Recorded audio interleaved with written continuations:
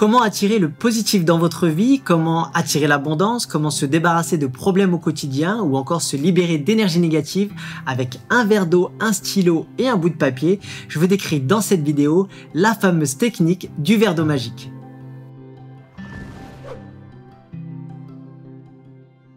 Bonjour à tous, je suis Romain Clément de Gaïa Méditation.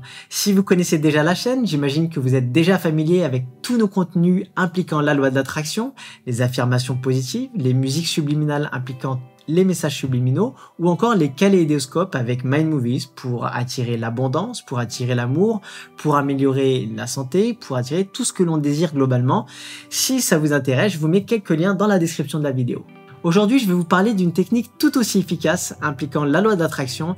Il s'agit de la technique du verre d'eau magique.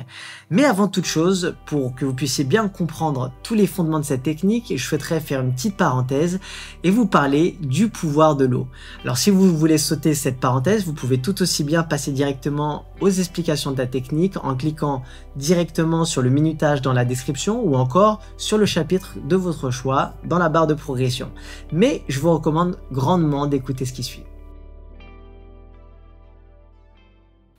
Comme vous le savez, l'eau est indispensable à la vie. On en boit, on l'utilise pour se laver, pour faire la cuisine et pour plein d'autres choses. Et depuis la nuit des temps, on le sait bien, l'eau est un véritable messager. L'eau fait passer des messages. Et au niveau quantique, on sait que l'information, que le message est encodé dans les domaines de cohérence de l'eau.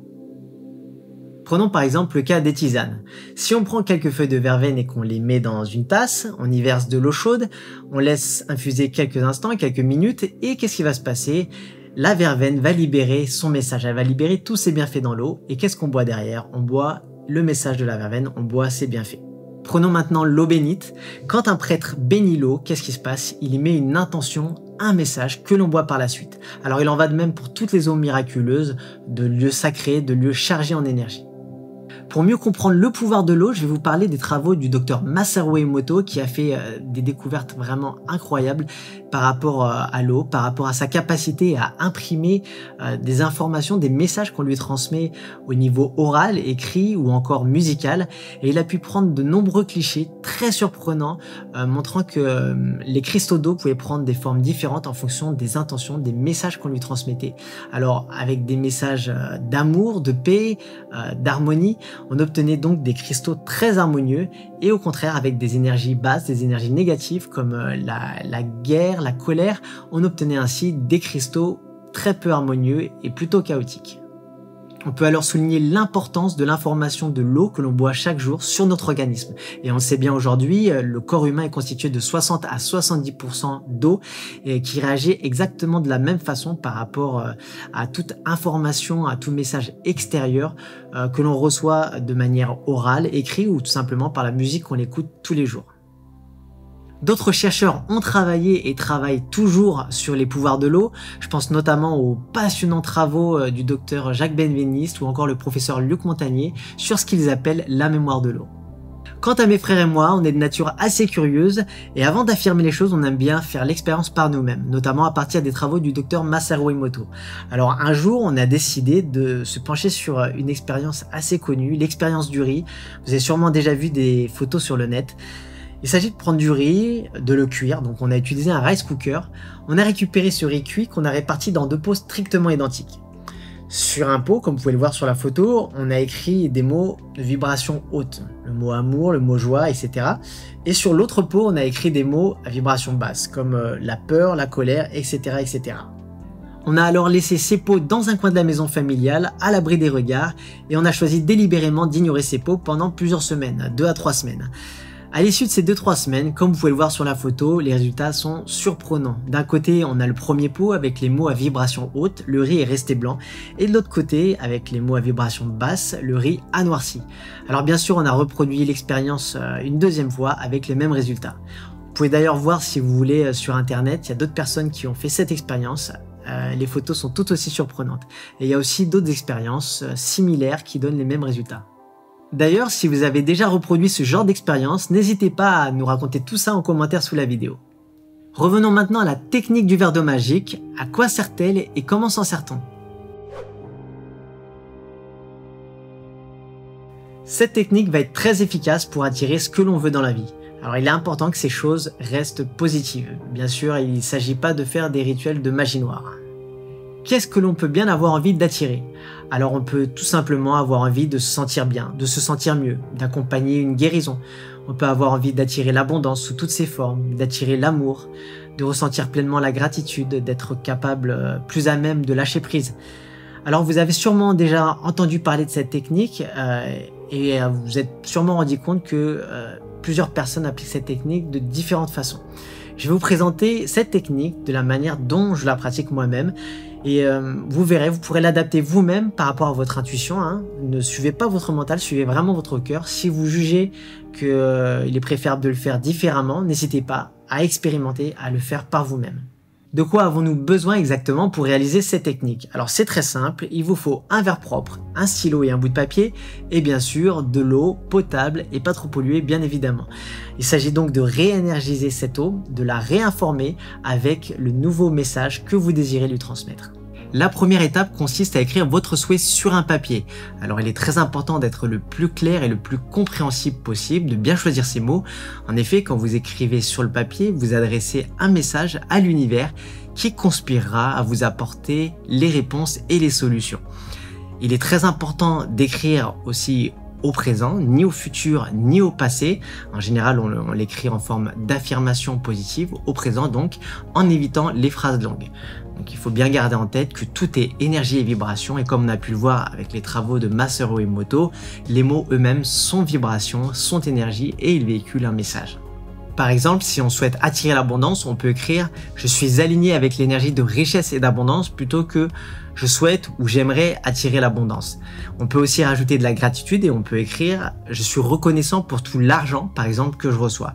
Là encore, l'univers ne comprend pas les jeux de mots. De la même manière que le positif attire le positif, il est très important d'éviter la négation ou les mots à connotation négative. Par exemple, si on écrit « Je résous les problèmes dans ma vie », l'univers entend le mot problème et vous risquez d'en manifester encore plus dans votre vie. Donc il est très important de garder des mots positifs, des tournures précises et au présent. Encore plus fort que de formuler votre souhait sous forme d'affirmation, vous pouvez aussi le faire sous forme d'information. Qu'est-ce qu'une information? L'information, elle aussi, utilise la loi d'attraction. Tout est dans la différence d'interprétation de votre subconscient par rapport au fait qu'il soit beaucoup plus sensible aux questions qu'aux phrases directes. Quand on formule une information, l'univers se charge de vous fournir la réponse qui est captée par le subconscient. Je vous donne un petit exemple. Sous forme d'affirmation positive, on peut dire « Je mérite ce qu'il y a de mieux dans ma vie ». Sous forme d'information, on peut formuler la question suivante « Pourquoi est-ce que je mérite ce qu'il y a de mieux dans ma vie ?» La question est bien claire et elle est formulée comme si cela avait déjà été acté. L'univers va donc apporter les réponses au subconscient qui capte l'information et vous avez donc la réponse à votre question. Bien entendu, les deux marchent très bien, le mieux encore est d'expérimenter par soi-même pour se faire sa propre idée, tirer ses propres conclusions. Il est important aussi d'écrire avec le cœur et de bien conscientiser chaque étape du protocole. Et il est très important aussi de ne formuler qu'un souhait par papier et par verre d'eau pour pas apporter de confusion. On peut rajouter une étape pour amplifier le message et pour cela, on va activer l'énergie dans l'eau.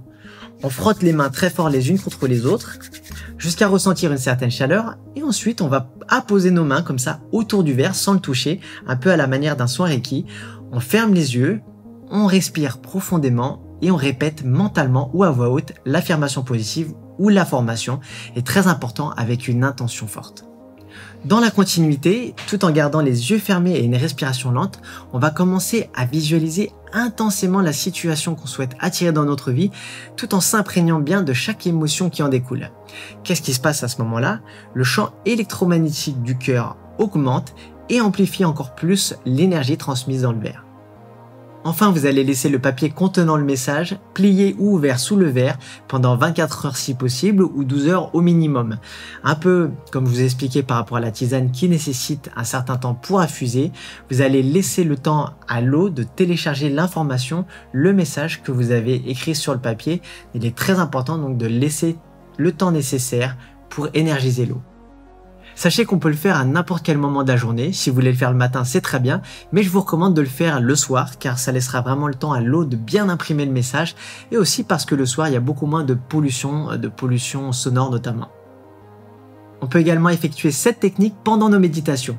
Quand on boit l'eau, il est très important de bien conscientiser chaque étape en étant bien aligné avec ce que l'on désire. On respire calmement, on ferme les yeux, on prend le verre et on boit l'eau lentement. Le message contenu dans l'eau va alors se déverser progressivement dans tout notre corps. Notre corps étant en grande partie constitué d'eau, on va se mettre à vibrer cette nouvelle énergie. L'univers se chargera alors de la réalisation de votre demande et quant au délai, pas besoin de s'en préoccuper, lâchez prise, c'est le meilleur moyen pour que cela arrive vite. Voilà pour la technique du verre d'eau magique pour attirer le positif et sachez que si vous prenez bien le temps de l'appliquer quotidiennement, de l'appliquer régulièrement, vous pourrez effectuer un véritable quantum jumping, un véritable saut quantique. Il faut savoir qu'on peut aussi utiliser cette technique en se servant de l'expérience inverse pour faire un nettoyage énergétique, pour se débarrasser d'énergie lourde, d'énergie négative, de problèmes, de peur ou d'angoisse par exemple. On écrira là aussi sur un papier, mais bien entendu, on ne va pas écrire ce que l'on souhaite et ce que l'on désire, mais plutôt tout ce dont on souhaite se débarrasser. On se décharge bien de tout ce qui nous pèse sur le papier, on le laisse ouvert ou fermé sous un verre d'eau pendant 12 à 24 heures. Vous pouvez faire ça avant d'aller vous coucher par exemple, et au petit matin, surtout ne buvez pas cette eau, vous prenez le verre d'eau, vous déversez cette eau dehors, à l'extérieur de préférence, dans la terre. Si vous préférez, vous pouvez le faire dans l'évier. Et le plus important est de bien garder l'intention de se décharger de ces émotions lourdes, de se défaire de cette tristesse, de cette colère, de ces angoisses par exemple. Gaïa va donc récupérer toutes ces énergies et les recycler. Ce rituel, vous l'avez bien compris, vous aidera à vous libérer d'énergie négative, alors n'hésitez pas à renouveler l'expérience assez régulièrement. Voilà, vous connaissez tout de la technique du verre d'eau magique pour d'un côté attirer le positif, attirer ce que l'on souhaite, ce que l'on désire, et de l'autre pour se libérer d'énergie basse et négative. N'oubliez pas d'écouter votre intuition si vous désirez l'adapter à votre sauce et en faire votre propre rituel.